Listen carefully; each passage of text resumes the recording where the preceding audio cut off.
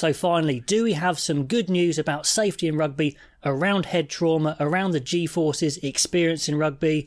This is a study coming out of New Zealand, and I'm sure there's going to be plenty more coming, that's used smart mouthguard technology measuring the G-forces involved in rugby, 300 players, 17,000 separate head accelerations, and they found that 86% of forces measured were the same as those experienced in running, jumping or skipping, and 94% equal to those riding on a roller coaster. And I don't think any of those activities you'd be particularly upset if your children especially started playing. So this is a big deal, because if the study started coming out saying that the safety in rugby was worse than what we'd expected, the head trauma, the G-force experience was really bad just in everyday rugby techniques done properly, then we'd have a big problem. That study in New Zealand was looking at the community game and the elite extension of that study. University of Ulster and Premiership Rugby, they have concluded that most contacts in elite rugby do not result in any significant force to the head.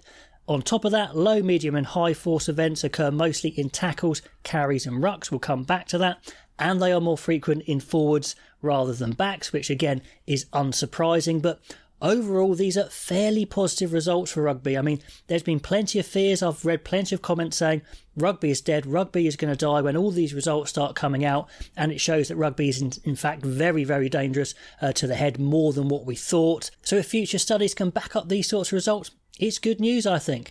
Maybe rugby isn't as dangerous as some had first feared, and maybe that means the community game will be protected. Obviously, rugby's never going to be 100% safe, as any contact sport is, but we'll see how these studies go. But it's a good sign. And maybe that old coaching mantra of going in hard is a better way of avoiding injury than going in half-hearted, especially if you use good technique when you go in hard. And maybe this is reassuring for parents, knowing that if their children get taught good techniques, that's the best way to keep them safe. I mean, 94% being no more dangerous than going on a roller coaster is an interesting way of thinking about it. And also confirming that forwards have higher forces than backs. I think everyone was expecting that, because they make more tackles, and indeed tackles, rucks, those sorts of things, carries, they carry the highest forces, of course. And maybe does it actually say that having more forwards on the bench is actually a good idea for safety? So that 6-2, 7-1 split from South Africa, maybe it's actually a good thing for safety after all. So that's an interesting one to consider. Now, obviously, World Rugby's trying to crack down on the head-on-head collisions, the other collisions with the head, with their sanctioning. But as I've said, some techniques are more dangerous than others. And I think World Rugby do have to look at things like the stand-up tackle. Obviously, I've been going on about that a lot.